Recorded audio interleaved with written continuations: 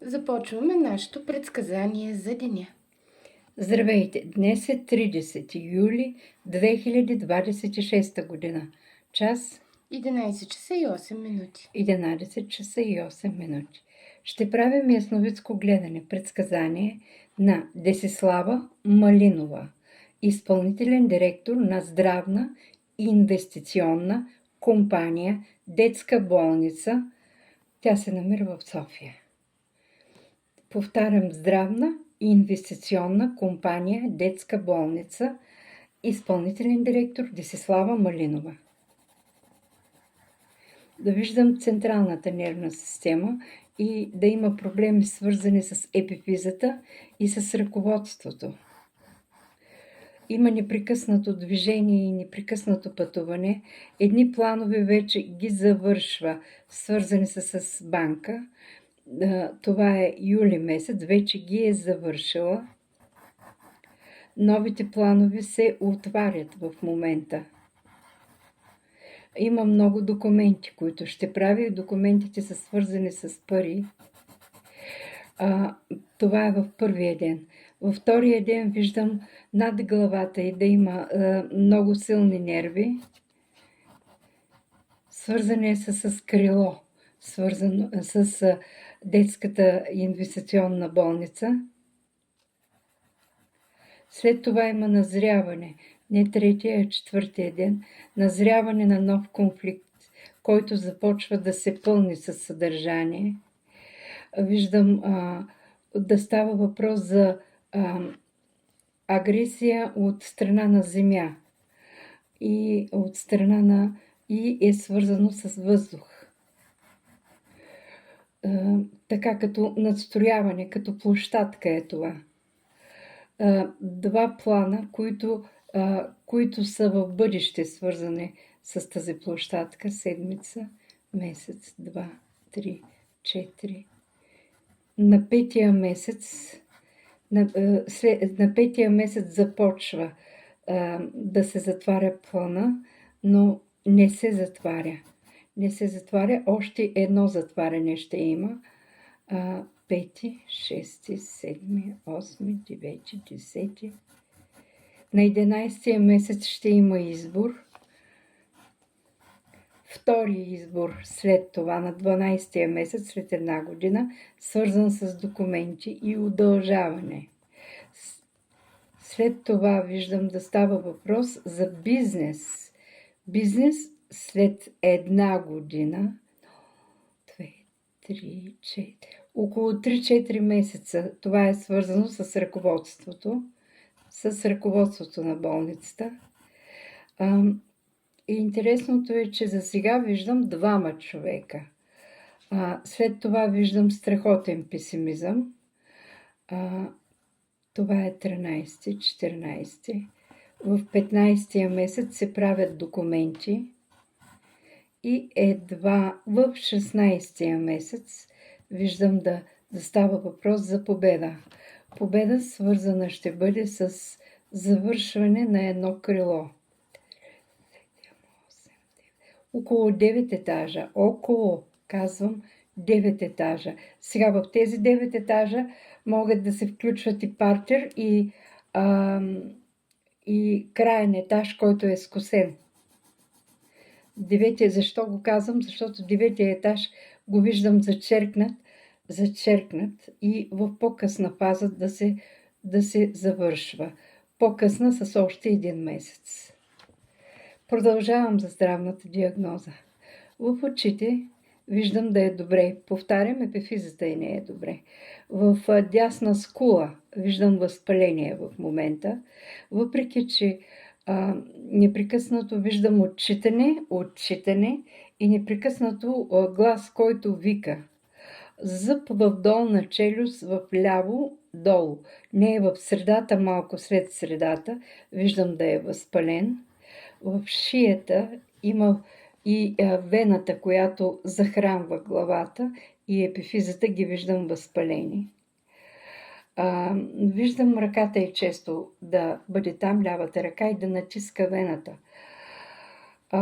Щитовидната жлеза е оголемена. Трахеята е спокойна. В белите дробове няма възпаление. В дясно рамо виждам възпаление, което отива към дясната ръка и стига до подмишницата. Това е и заради липса на комуникация. В подмишницата от лявата страна виждам също леко възпаление, но без болка. В гърдите виждам да става въпрос за спокойствие, няма болест. В сърцето също няма болест. И така в жлъчката виждам един хубав едър камък и виждам възпаление. Черният дроб е малък, но жлъчката ще й създаде проблеми. За сега панкреаса се държи, но е като кобилица. Точно по средата има шанс да се възпали. Това е предпоставка между диабет 1 или диабет 2. В момента организма й се колебае, но точно по средата на панкреаса виждам възпаление. В стомаха има храна, има и вода достатъчно. В дебелото черво всичко е наред, няма възпаление. В гениталии нормален брой от едната страна, 6 броя, яйцеклетки 2, 3, 4 отляво. Има стягане много силно на кожата, на коремната кокина и газове, с които ще има проблеми. Но това, което виждаме, че между кожата и месото има проблеми. В бъдеще те ще й създадат, ще става въпрос за лекуване. Тазова ябълка, десен крак виждам да е добре. Малък белек виждам под тазовата ябълка, това е в бедрото на ляв крак. Точно минава коста оттам и ще има проблеми. Само там е бедро на ляв крак. Мозъка виждам да е добре.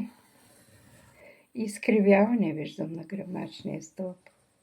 Изкривяване и виждам леко да се възпалява, но отива надолу като енергия, не нагоре. И въпреки, че отива надолу, виждам да се движи надолу-нагоре и да вдига кръвно. Това означава, че кръвното и рязко пада и след това се вдига. Ще има шип, който е точно в средата на шията. И виждам в бъдеще да й създава големи главоболия в основанието между главата и шията. То шипа не се лекува, поне за сега. Виждам огън отзади на тялото, но за сега е спокойно. Ще има проблеми с мускули от дясната страна. И така като кост е лявата кост на левия крак. Виждам обаче да отива съвсем лек проблем над тазовата ябълка от дясната страна, но за сега е спокойно. Така, нещо за самата Десислава да видим. Виждаме спокоен човек, който казва: добре, дай да се договорим. Виждам да мисли изключително много само за медицина и документи. Зад нея стоят проблеми, свързани с банкова сметка и дразнител. Дразнителят е мъж, който виждам да е много гневен, очите му често да сълзят. Виждам да я следи непрекъснато. Виждам помежду им да има разграничаване на дейностите, свързани с медицина. Мъжът е в депресия и то жестока депресия. До 1 месец това няма да спре. Виждам да е леко във въздуха до 1 месец, свързано ще бъде с банка. ще се зачеркнат на пари, банкови пари, които трябва да дойдат свързани с него.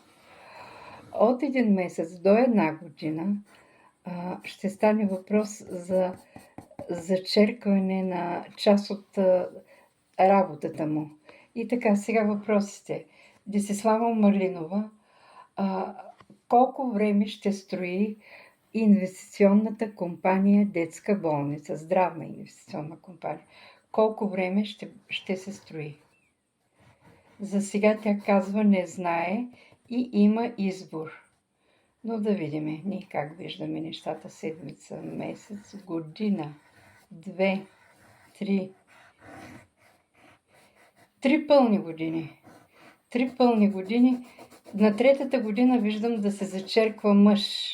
На 3-та година виждам да се зачерква изцяло. Първо за една дейност, след това изцяло. Ще остане ли Десислава Малинова шеф, директор на инвестиционната компания? Отговорът е да, ще остане. Кога инвестиционната компания, здравна инвестиционна компания Детска болница, ще започне да работи с хора?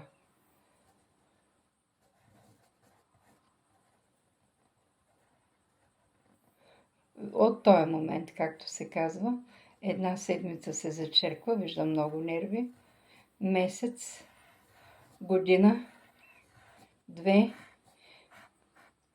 след 2-та година, 1, 2, след 2 години и 3 месеца. Виждам 2 пъти знака за победа. Няма да знае какво става, но тогава я виждам вече да определят ръководство. 2 години и 3 месеца. За сега е това. Добре.